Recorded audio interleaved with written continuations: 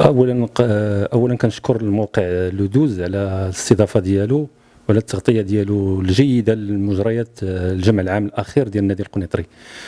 السي رماش فاش جا في البدايه كان واحد البلوكاج في النادي، كانوا اللاعبين دايرين اضراب، كانوا اللاعبين ما مخلصينش، كان بزاف ديال المشاكل. الور حنا كمنخرطين منين تعرض علينا الرماش كرئيس، كان بالنسبه لنا هو المنقذ.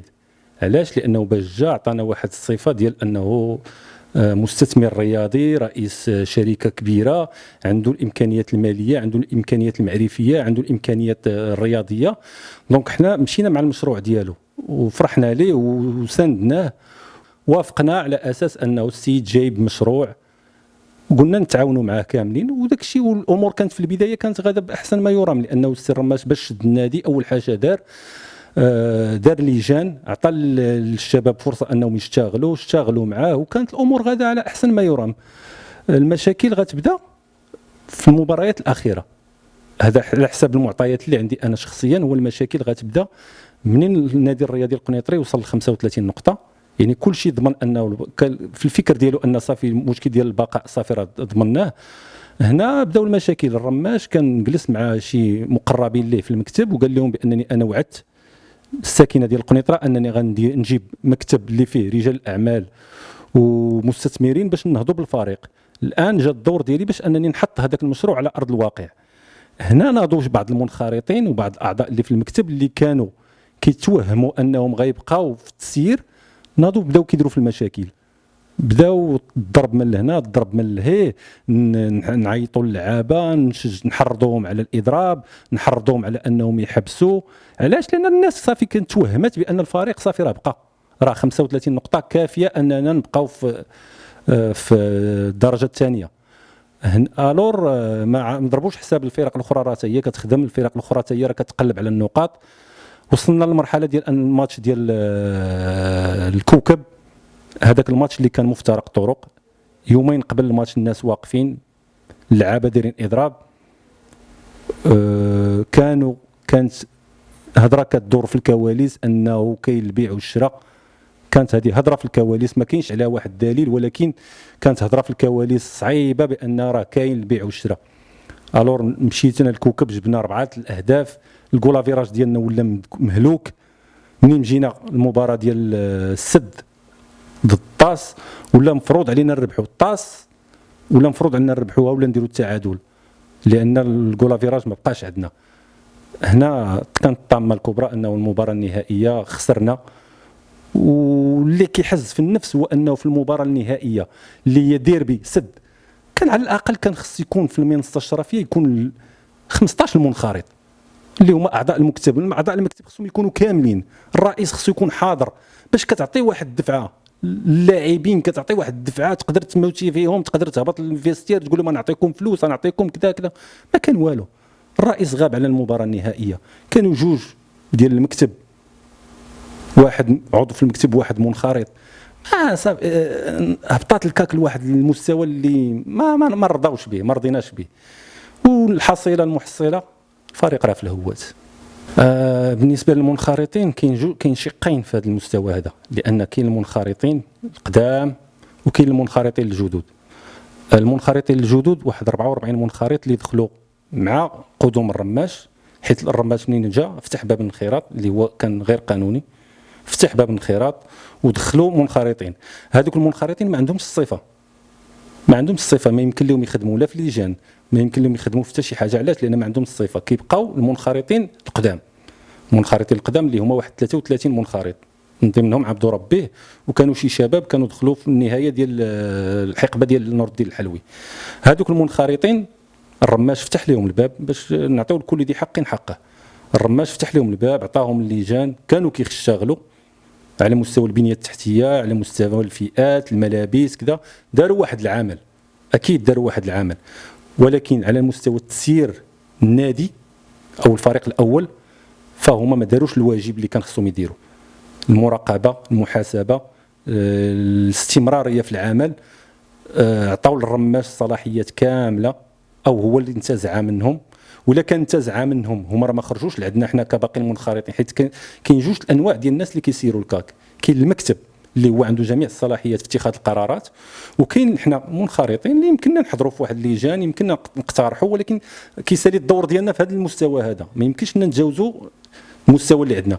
هما دوك الناس اللي في المكتب كانت عندهم الصلاحيه انهم يوقفوا المهزله اللي كانت، حيت هما تحت الكاك الهوات عاد خرجوا تصريحات بانه الرماش كانت عنده قرارات انفراديه ما كانش كيخلينا نخدموا، نائب الرئيس قال لنا بانه راه قدم الاستقاله ديالو ورفضها المكتب. يعني كاين شي حوايج كانوا في الكواليس، كان نورمالمون ما خصهمش يبقاو في الكواليس، كان خصهم يخرجوا للعلن، يخرجوا عندنا حتى حنا كمنخرطين، حنا راه برلمان الفريق، كان خصهم يخرجوا عندنا ويقولوا لنا هذه الحقائق هذو ونوضوا حنا ندافعوا عليهم، لان ما يمكنش نخلي انا الفرقه كامله تمشي للرباط.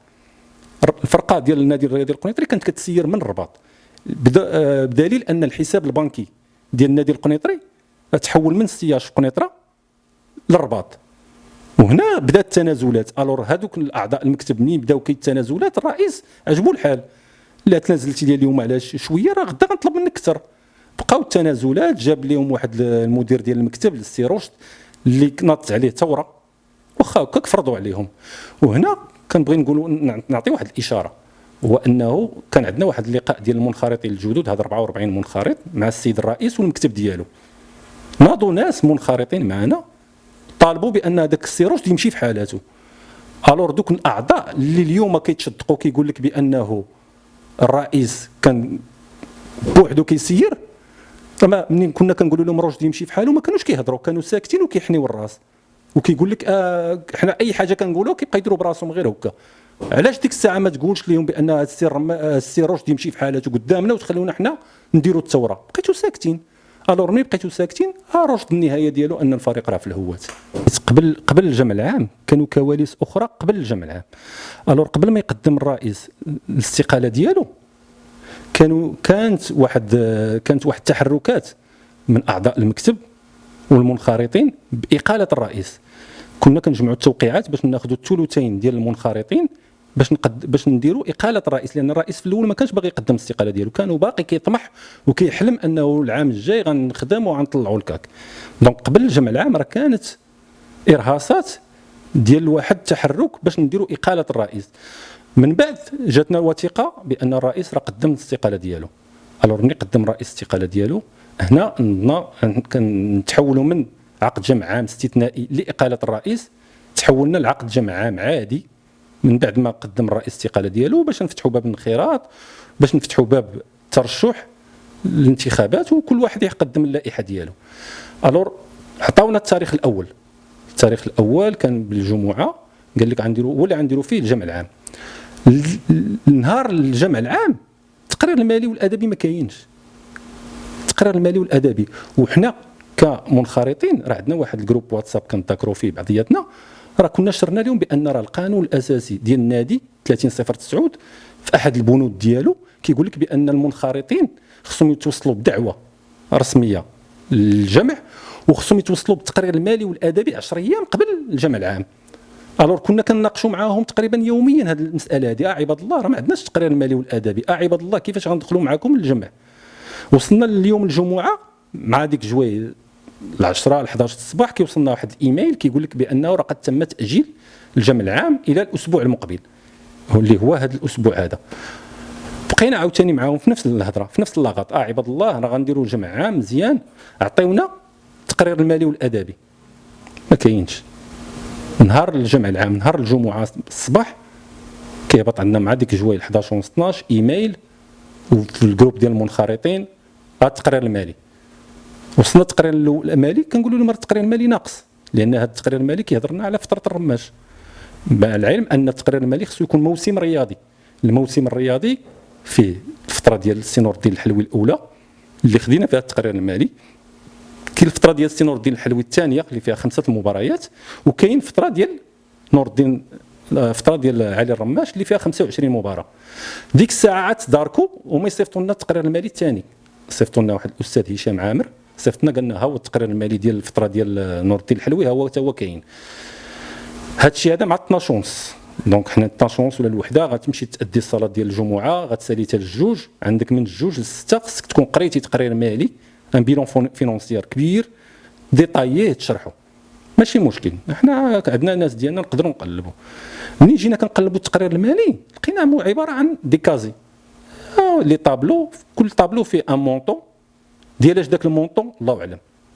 خويا انا عاصرت مجموعه من الجمعيات الرياضيه وشفت الجموع العامه كيفاش كتتم. اول مره في حياتي غنشوف جمع عام مهزله بهذه الطريقه هذه. جمع عام عبر انتخابي، اول حاجه جمع عام انتخابي عن طريق الزوم، ما كايناش هذا في القانون كاع، صبرنا عليه ماشي مشكل.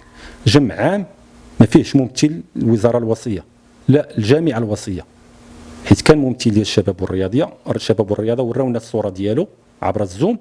ممثل الجامعه الملكيه المغربيه لكره القدم ما كاينش ما جاش هنا. هذا راه اخلال بالاهم مبدا كاين في الجموع العامه، هو انه مسؤول وصي باش يتفحص جميع الاشياء اللي متعلقه بالجمع العام. الور لائحه المنخرطين ما عندناش، لائحه المنخرطين اللي عندهم الحق في التصويت ما عندناش.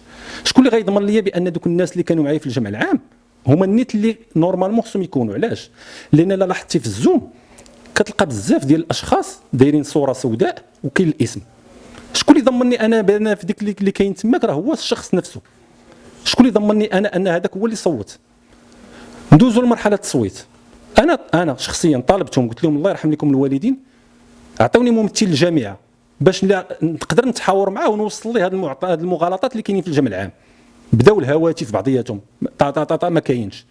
سولت المسؤول على الصفحه قال لك انا راه صيفط ليه ايميل، وصيفطتي ليه ايميل كتعني بانه، ولا صيفطتي ليه لوليان ديال الزوم كتعني بانه موجود. ما كاينش السيد. يوم نقلب وانا عييت ما ندوز بيدي نشوف شكون الحضور. كيبان لي شي وحدين حاطين تصويره بلاصه ما يكون وجهه حاط غير تصويره، كاين شي وحدين دايرين كحله، وكاين شي وحدين اللي كاين فعليا هما وكنعرفوهم حنا شخصيا. هادو ثلاثه الناس كانوا. الور اول خرق كان قلنا قبيله هو عدم الحصول على التقريرين المالي والادبي في الزمن في الزمن المناسب. ثاني حاجه ممثل السلطه الوصيه ما كاينش. ثالث حاجه ما توصلناش باللوائح ديال المنخرطين باش نعرفوا شكون اللي عنده الحق في التصويت شكون اللي ما عندوش الحق في التصويت. كاين 70 منخرط ولا 77 منخرط، باش عرفنا ان هذا عنده الحق وهذا ما عندوش. خص تكون عندي لائحه. والغريب في الامر انني مجرد ما انني طلبت هذه المسائل هادو، السي الرئيس علي الرماش كيقول لهم قطعوا عليه الصوت. وماشي قالها خفيه، لا علنا، والفيديو راه كاين. قطعوا عليه الصوت صافي، ما بغاش يصوت حبس، دوزوا اللي موراه. علاش حنا في جرده ولا في الزنقه جمع عام كبير ديال النادي الرياضي القنيطري تكون هذا هو المستوى ديال الخطاب فيه. حنا كبرلمان الفريق المناسبه الوحيده اللي عندنا فين نجلسوا ونتحاوروا هو الجمع العام. الور ملي كنجي الجمع العام وكتمنعني من حقي في المناقشه والتصويت، فاخويا نحبسوا هذا الشيء هذا، نحبسوا كاع حنا الجمع العام ونحبسوا هذه الرياضه كامله ونخليو لكم الفرقه، سيروا ديروا بها اللي بغيتوا. دزنا النقطه اللي موراها، والنقطه الصعيبه هو ان غندوزو نصادقوا على لائحه ديال الترشيحات للرئاسه. لائحه على الاقل حنا اسبوع ولا اسبوعين كنقول لكم عطيونا نعرفوا الاعضاء اللي فيها ما عدا الرئيس عرفناه قلنا ها الاسم ديالو. هذوك العشره الناس اللي معاه اقسم بالله العظيم في ديك الفتره باش ذكر الاسم ديالهم السي الحراتي هي فين عرفناهم، ماشي غير انا، 77 منخرط عاد عرفوا شكون اللي غيترشح. واش انا بغيتيني نصادق لك على لائحه يلا عرفت الاسماء ديالها ما كاملش 5 دقائق كي غندير ليها؟ اش هاد العبات هذا اللي وصلنا ليه في النادي القنيطري؟ اش هاد العبات اللي وصلنا ليه في التسيير ديال النادي القنيطري؟ والطامه الكبرى هي منين عرفنا الاسماء ديال دوك الاعضاء اللي كاينين في اللائحه اللي دابا اليوم كيتشدقوا كيقول لك راهم في الرئاسه. ناس ما عندهم حتى علاقه بالتسيير الرياضي، ناس شباب مزيانين الله يعمر لهم الدار، شباب يديهم نقيه اوكي، ولكن حتى واحد فيهم ما سير في شي فرقه ولا اشتغل في شي فرقه، حتى واحد فيهم، ما عدا واحد 3 الناس اللي اشتغلوا في 6 شهور مع علي الرماش. واش 6 شهور كافيه انك تاخذ فيها الخبره باش تخدم في الهوات وتكون عندك لوبجيكتيف ديالك هو الصعود في السنه الاولى ديالك؟ هذا هو السؤال اللي كنطرحه انا كاع الشارع القنيطري. واش 6 شهور في التسيير كافيه انك تطلع فرقه؟ غريبه هذا الامر هذا. هذه المساله هذه ماشي جديده، ماشي غريبه على المدينه. علاش؟ لان المدينه كامله ولات كتسير تيليكوموند وحده، كاين شخص واحد كيسير المدينه كامله كيف ما بغى. بالنسبه للنادي القنيطري الا لاحظتوا هاد ال7 سنوات الاخيره ما كاينش شي رئيس اللي دوز اكثر من عام، ما كاينش 7 سنين او موسم رياضي. علاش؟ لان كيجي رئيس كيخدم كيشتغل ما كيكملش العام ديالو كيجريو عليه ويجيبوا واحد اخر. علاش؟ لان ما عندهمش الرغبه ان الفريق يكون مستقر، الفريق يتبنى. ملي كيجيو شي ناس اللي كتكون عنده فكره ولا عنده طموح، لا ما عنده ما نديروا به، حبس جيب واحد اخر. ملي كتجيب واحد يلاه كيبدا سايرك في الاتجاه اللي انت باغي تمشي فيه، تبارك الله ما سايركش كتمشي. وهنا كيجي الدور ديال واحد الناس اللي كل قنيطره كامله كتهضر عليهم، اللي هما واحد النوع ديال المنخرطين تابعين لتيار سياسي معين. دابا حاليا الكاك تسيسات لاقصى درجه ديالها. كاينين واحد الناس اللي تابعين لواحد المنظومه سياسيه معينه، هما اللي كيتحكموا في مجريات الامور. ولا لاحظتي هاد التصويت اللي درناه هاد المره هذه، في هذا الجمع العام هذا، كانوا واحد الاعضاء منين كنا كنناقشوا التسيير المالي والاداري ديال الفريق ما كانوش حاضرين في الزوم، ما كانوش حاضرين بتاتا، لدرجه انني انا شخصيا طالبت بان التقرير الادبي خصو يناقشوا معنا السيد كاتب العام. الكاتب العام ما كانش حاضر في الزوم، ذكرت الاسم ديالو ما كاينش، ولكن منين جينا للتصويت على اللائحه حضروا مجموعه من المنخرطين اللي باش كنا كنناقشوا التقرير المالي والادبي او التصويت عليه ما كانوش. نعطيك الاسماء اذا بغيتي ما عنديش مشكل. كانوا ناس منين وصلنا للمرحله ديال ان غنصوتوا على اللائحه اللي هي بتزكيه من التيار السياسي، بانوا حضروا وصوتوا ودوزوا اللائحه. يعني كاين واحد الناس كيتحكموا في النادي اليوم، تحالفوا مع التيار الجديد ديال المنخرطين. كاين تحالف بين الجيل القديم اللي تابع للمنظومه السياسيه وهذا الجيل الجديد اللي تابع لواحد التيار من الجمهور، ماشي الجمهور كامل، واحد التيار من الجمهور اللي مستافد من خيرات النادي. تحالفوا بعضياتهم ودوزوا اللائحه ديالهم اللي هي لائحه غير قانونيه، واللي حنا ان شاء الله راه غنمشيو نطعنوا بها بكاع الوسائل القانونيه وغنمشيو فيها في الخدمه ديالنا. خويا بالنسبه للحكيم دومو، انا من الناس اللي كنا كنعارضوه شحال هذه، كنا كنجلسوا في بيلوز ونغنيو وكذا، حيت ما كناش عارفين القدر ديالو. كنا كنتشحنوا بواحد المغالطات اللي الناس كانوا كيعمروا لنا بها راسنا ومشينا معاهم في ديك. ولكن اليوم ملي كتخرج للشارع كتشوف بان الناس كامله تقريبا 80 حتى 90% من الجماهير الرياضيه القنيطريه كتقول لك كتنادي بعوده حكيم دومو للتسيير. حكيم دومو راه منبر فيدرالي، راه عضو اللجنه التنفيذيه في الجامعه الملكيه المغربيه لكره القدم، رئيس العصبه الجهويه الرباط سلا قنيطره. شوف شحال ديال العلاقات عنده، شوف شحال ديال الزخم التسييري اللي عنده، سنوات من التسيير في العصبه في الجامعه. ناس الافق ديالو يمشي للكاف يمشي للفيفا، فهمتيني؟ واخا هكاك تنازل وبغى يرجع للكاك، يخلي هذا الشيء كامل ويرجع يسير الكاك لان فرقته. هاد الناس هادو مشاو جلسوا معاه، شوف الطامه الكبرى، هاد الناس مشاو جلسوا معاه في اسواق السلام، قالوا ليه السي حكيم دومو بغيناك تجي تشتغل معنا. قال لهم مرحبا، نديروا 8 من عندي و7 من عندكم ونديروا مكتب ونخدموا. هذه وقت الخدمه ماشي وقت النزاعات. قالوا لي السي حكيم تكون معنا مستشار رئيس، غيكون السي خليل وشواش، وانت تكون مستشار. بالله عليكم واحد ما عمره ما سير. السي خليل وشواش راه ما عنده في السيفي ديالو كاع التسيير الرياضي، مازال الناس اللي معاه راه سيروا واحد 6 شهور.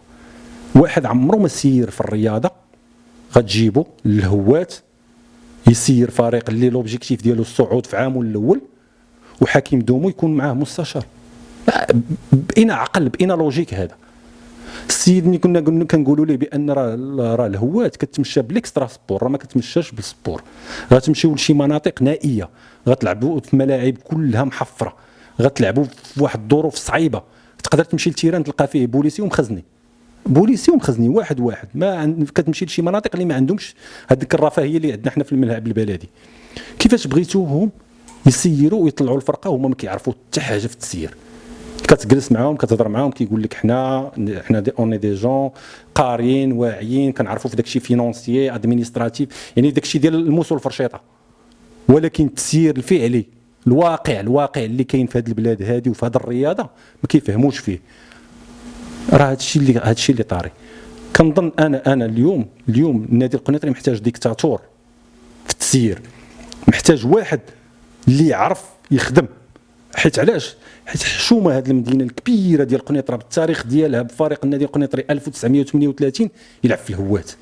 ما يمكنش خصنا واحد اللي يجي يزير الامور، يعمر الشغل، يطلع الفرقه ديالنا، نطلعوا الفرقه ديالنا نصوفيوها، وديك الساعه نجلسوا في الطابله نتحاوروا. ديك الساعه بغينا نديروا هادي، بغينا نديروا اوتيل الفريق، بغينا نديروا جيم، بغينا نديروا كاك كافي، نديروا كاك كيدز، نديروا داك الشيء اللي كيبان رفاهيه نديروه، ولكن نديروه في الفريق ديالنا في القسم الثاني ولا في القسم الاول الممتاز.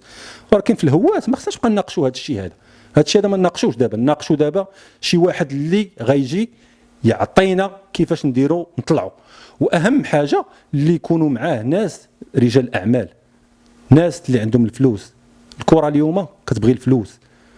حكيم دومو بالاضافه الى انه عنده العلاقات في الجامعه وعلاقات في العصبه، عنده علاقات مع رجال المال والاعمال اللي كاينين في المدينه، وناس كيتيقوا فيه. ولا شتي المكتب ديالو اخر مره اللي كان، تشوف القامات اللي كانت فيه، ناس رجال اعمال، ناس خبراء، ناس بنكيين، ناس كانوا كبار.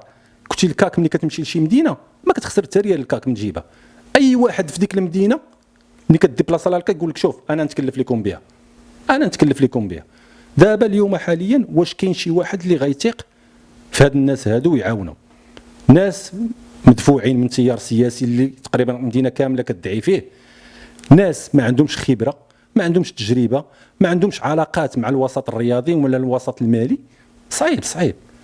حنا رغبناهم ومازال كنعاودوا نرغبوهم، اجيو نجلسوا في طاوله الحوار، اجيو نجلسوا نتوحدوا، ونجلسوا كاملين نتوحدوا ونشوفوا الناس اللي اهل لديك البلاصه. اليوم مع كامل الاحترام لدوك الناس، راه لا جيت نقول لك كل واحد في اعضاء المكتب اللي كاينين حاليا شنو الخدمه ديالو، شنو الموارد الماليه ديالو، شحال كيشد في الشهر، شحال امكانه يساعد الكاك، راه غتستغرب. والمواطن القنيطري ملي غيعرف دوك الناس اللي في المكتب دابا غيستغرب. ناس ظريفين، ناس قارين، ناس واعيين، ولكن الناس ما عندهمش القدره لا الماليه لا التسييريه باش يكون لوبجيكتيف ديالهم في العام الاول طلع الكاك. خويا انا ماشي معارض من اجل المعارضه، انا ماشي معارض من اجل المعارضه، انا عندي واحد لا فيزيون، عندي واحد لا فيزيون للمستقبل. كاين شي حوايج قلتها لهم شحال هذه وما داروش بها، والنتيجه كانت ان الفريق في الهوات. بالاضافه الى انني انا عندي كذا و40 سنه، ومني كانت عندي 5 سنين وانا في تريبيل وانا في بيلوز كنعرف الكاك، عندي ديك الحرقه ديال الكاك. سيرت في نوادي رياضيه اخرى، سيرت في فرق رياضيه اخرى في قنيطره النيت، ما خرجتش انا على القنيطره. سيرت كنت كاتب عام في النهضه، كنخدم مع نادي التحدي، كنخدم مع نادي خبازات، نادي لافيلوط، كاين بزاف ديال الانديه كنخدم معاهم. ولكن الكاك راه هي الام ديالنا. الكاك ما نبغيوش ليها المضره. انا ملي كتجي عندي شي معلومه كتضر بالكاك كنهز التليفون ديالي وكنعيط لاعضاء المكتب وهما يقابحوني الا كنت كنكذب. كنقول لهم عباد الله راه الكاك ها شنو عيطرا ليها وشنو عيطرا ليها وشنو عيطرا ليها. عباد الله نوضوا شوفوا شي حل مع هاد الناس، خصوصا الناس اللي كيمشيو لليتيج. كنكون عندي المعلومه قبل وكنعيط لهم عباد الله راه هاد الناس راه غيمشيو لليتيج، حاولوا تجلسوا معاهم، حاولوا تحاوروا معاهم. ما كاينش. انا القصه ديالي باش دخلت للكاك راه تكتب في مجلدات، لان انا حطيت الانخراط ديالي ورفضوه لي جوج مرات.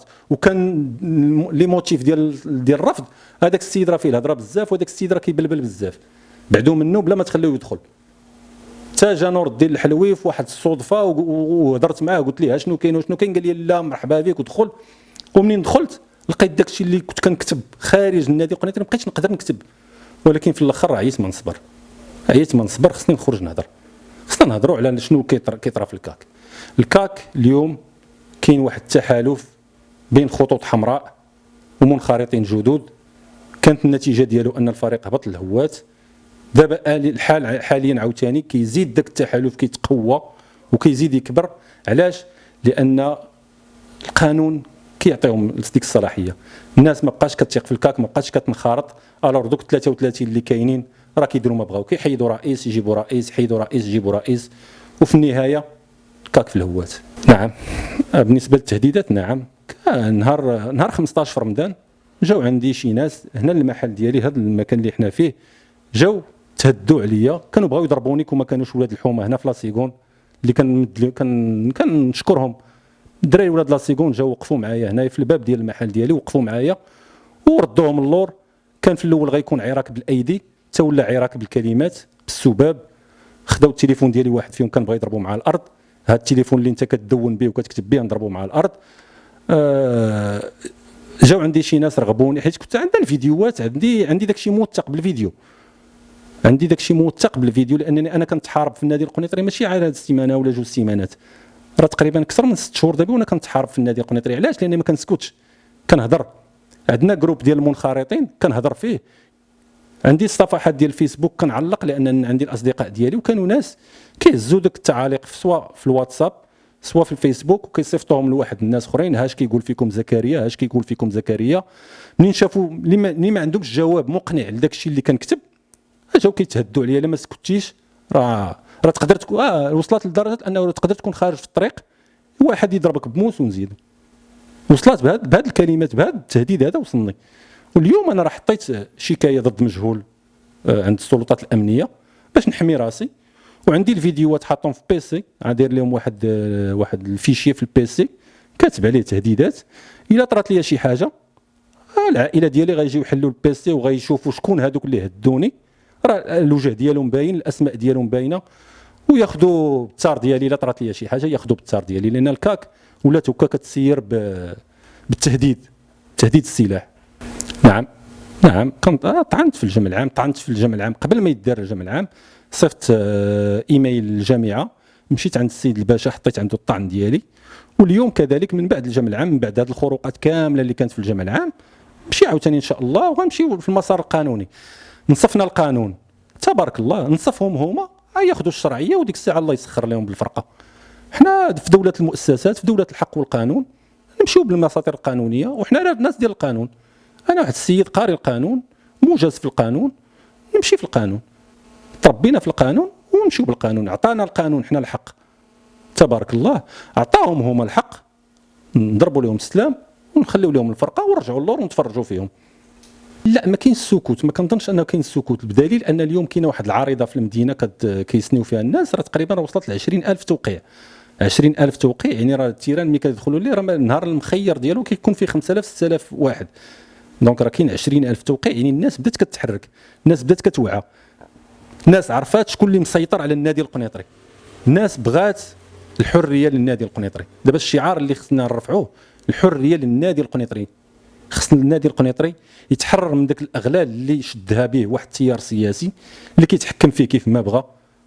ما يمكنش كتعطيني منحه اللي هي حقي من المال العام ومن بعد تبقى تاخذها بطريقه اخرى، او لا تصيفط الناس ياخذوها بطريقه اخرى.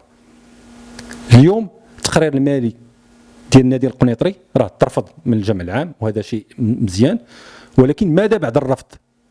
السؤال الكبير، ماذا بعد رفض التقرير المالي للنادي القنيطري؟ راه خاص داك التقرير يمشي للمجلس الاعلى للحسابات، خصو يمشي للمحاكم الماليه. الناس خصها تفتحص ماليه النادي القنيطري، لان ملي كتلقى نائب الرئيس، ملي كتلقى نائب امين المال، ملي كتلقى مستشارين في المكتب ديال السي علي الرماش كيرفضوا التقرير المالي، الوغ هنا كاين شبهات فساد. لان مادام ان نائب الرئيس ونائب الامين المال مستشارين في المكتب كيرفض لك التقرير المالي اللي كانوا هما حاضرين عليه، يعني هذا راه اتهام مباشر بالفساد. يعني خاص افتحاص الماليات النادي القنيطري واعطاء كل ذي حق حقه. راه ملي كتقول لي التقرير المالي ترفض، راه ماشي صافي ترفض ونحطوه في الدرج، لا، راه هنا فين كتبدا المحاسبه. وهنا الدور ديال المجتمع المدني كذلك. المجتمع المدني خصو ينوض، راه الفرقه ماشي ديال المنخرطين ولا ديال المكتب، الفرقه راه ديال المدينه. الوغ المجتمع المدني خصو ينوض ويشمر على كتافه ويورينا داك الفلوس فين كتمشي. هذيك الفلوس 80% ديالها راه من المال العام، يعني فلوس ديال الجهه، فلوس ديال المجلس الاقليمي، فلوس ديال المجلس البلدي، هادو كلهم من المال العام. راه المستشهرين هذا العام شحال عطاو؟ 120 مليون تقريبا. الكاك تسيرات بمليار و300 مليون، دونك راه كاينه مليار و200 مليون فين مشات؟ هذه راه جات من المال العام. اون بليس كو سا مليار و300 مليون وفرقه طاحت الهوات. الفرقه اللي طلعت راه طلعت ب 700 مليون. راه هنا راه بزاف ديال علامات استفهام. خاص الناس تنوض تمشي تحاسب هاد الناس. هذا خاص المحاسبه، كلشي كينادي بالمحاسبه. المحاسبه ما كتجيش بالشفاوي، المحاسبه كتجي حط الوراق عند المسؤولين. كيف انا كنوض امشي نحط الطعن ديالي عند السلطات الوصيه والسلطات المختصه، المجتمع المدني خصو ينوض حتى هو. الكاك راه تقدر تطلع هذا العام هذا، ولكن الفساد ديالها غيبقى مستمر، غنوليو دايرين لاسونسور، طلع هبط طلع هبط، وهاد طلع هبط غتولي ما بين الدوزيام والهوات. الور حنا كمدينه بالالقاب ديالها وبالتاريخ ديالها، المكان ديالها راه في الصف الاول مع الرجاء والوداد مع الجيش مع الفتح، ولعبوا حتى حنا لافريك، والدراري هادو اللي عندنا كينشطوا يتحركوا حتى هما يسافروا خارج الوطن، ما يبقاوش نتحركوا عا بيناتنا في العروبيات ولا في، حيت هادشي اللي غاديين فيه حنايا راه هذا هو المصير ديالو، السقوط الحر والعصبه تنادي. الرساله ديالي لجميع القنيطريين، جميع القنيطريين توحدوا وتكاتفوا وتضافروا، كل شيء يجي يخدم. اللي عنده المقدره انه يجي ينخرط في النادي القنيطري يجي ينخرط، يجي يشوف بعينه. الهضره في الفيسبوك، الهضره في الجروبات في الواتساب هي زوينه ولكن راه ما كتنفعش. اللي كينفع هو تجي للواقع، تجي الارض، تجي تشوف هاد الناس هادو اش دايرين في الفرقه، لان كاين شي كواليس ما يمكنش نقولهم هكا، لان كاين كواليس طراو، كاين شي حوايج اللي ما عندناش عليهم ادله واخا حنا متاكدين منهم، كاين شي حوايج ما عندناش عليهم ادله ولكن حنا متاكدين منهم انهم طراو. الا كان معنا الناس راه ما يرضاوش بالكاك تكون في هذه المهازل هذه، ما يرضاوش بالكاك يبقى يتقال عليها، كيتقال عليها حنا كنقولوا بحال هكا كيتقال عليها كتبيع وتشري في الماتشات، ما يرضاوش. الور اجيو لفرقتكم ما تخليوهاش. وتا الناس المنخرطين القدماء، كاين منخرطين قدام انا كنعرفهم شخصيا وجاو عندي وتحاورت معاهم، رجعوا الله يرحم لكم الوالدين، رجعوا، فرقه محتاجاكم، الفرقه محتاجاكم، وهذه فرقتكم ماشي فرقه واحد ولا جوج ولا ثلاثه، فرقتنا كاملين. النادي الرياضي القنيطري ملك لمدينه القنيطره، ملك لاقليم القنيطره، كل شيء. اجيو خدموا فرقتكم، ما تخليوهاش لواحد، ما تخليوهاش للتيار السياسي، ما تخليوهاش لجمعيه وحده. اجيو كلكم، واللي بغى شي حاجه يهضر. وكاين القانون في البلاد، القانون هو شريعه المتعاقدين كاملين، القانون هو اللي يسري علينا كاملين. اللي عطانا حقنا راه ديالنا، عطاهم حقهم راه ديالهم، ونعاونوهم منين يعطيهم القانون حقهم، راه ما نخليوهاش لكم. حنا كنخلصوا واجب الانخراط سنوي وما نخليوهاش، نجيو نحطوا واجب الانخراط ديالنا ونجيو نخدموا فرقتنا.